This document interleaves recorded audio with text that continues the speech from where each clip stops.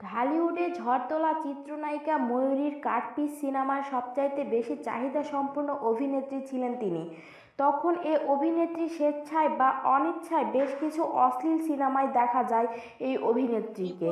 দেশীয় চলচ্চিত্র সুস্থ ধারায় ফিরলে অনেকটা অন্তরালে চলে যায় এই অভিনেত্রী।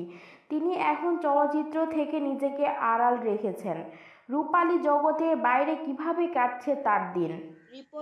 চলচ্চিত্রের কোনো কাজ তার হাতে নেই, তিনি এখন স্টেজ শোয়ে অংশ নিচ্ছেন। এছাড়া তার মেয়েকে নিয়ে বাসায় সময় কাটাচ্ছেন। বছরের শুরুর দিকে দেশের বাইরে যাওয়ার কথাও ভাবছেন বলে জানান এ অভিনেত্রী। তিনি আরও জানান, চলচ্চিত্রের কোনো কাজ তার হাতে নেই, তিনি এখন স্টেজ হয়ে অংশ নিচ্ছেন। এছাড়া তার মেয়েকে নিয়ে বাসায় কিছু সময় কাটাচ্ছেন। বছরের শুরুর দিকে দেশের বাইরে যাওয়ার কথা ভাবছেন বলে জানান এ অভিনেত্রী।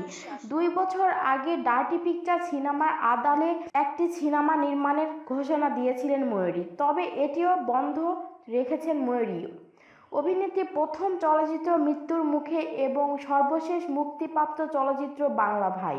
90 দশক থেকে এ পর্যন্ত ময়ূরী অভিনীত 300 সিনেমা মুক্তি পেয়েছে। মুক্তিপ্রাপ্ত সিনেমাগুলোতে তিনি যতটা প্রশংসিত হয়েছেন তার চেয়ে বেশি সমালোচিত হয়েছেন। নার্গিস আক্তার পরিচালিত তার সতীনের ঘর সিনেমায় শক্তিমান চলচ্চিত্র অভিনেতা আলমগীরের স্ত্রী চরিত্রে অভিনয় করে প্রশংসিত হয়েছেন ময়ূরী।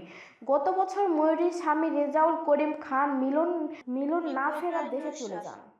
বন্ধুরা, ভিডিওটি ভালো লাগলে লাইক, শেয়ার এবং কমেন্ট করবেন। আর নতুন নতুন সংবাদ পেতে রিপোর্টার নুসরাত চ্যানেলটি সাবস্ক্রাইব করে আমাদের সঙ্গে থাকুন। ধন্যবাদ।